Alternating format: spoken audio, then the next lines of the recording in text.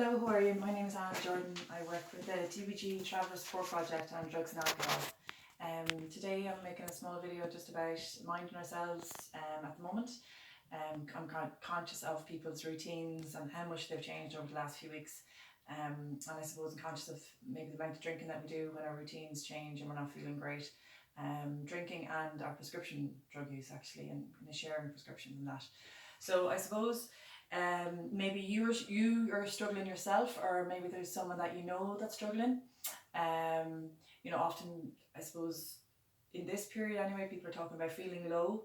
They're trying to get through the day, they're getting bored, and they're struggling maybe to get through the day. Their sleep is changed around, and then that can disrupt then how people are managing again with the day.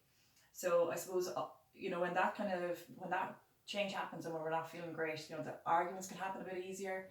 And I suppose if we're drinking or maybe not using our prescription drugs the way we should be, then things can get even more difficult. So if I can just give you a few tips around alcohol-free days, so deciding to have a few alcohol-free days a week, maybe 4 or 5 alcohol-free days a week. Not to buy in bulk, so when you get to the supermarket, don't be buying loads of alcohol ahead for the week. The easier it is to hand, the faster it will be drank. Alcohol does weaken the immune system, so with a heavy night's drinking, you do weaken your immune system. So just keep that in mind, especially at the moment with people we're conscious about trying to remain safe from this virus, COVID-19. So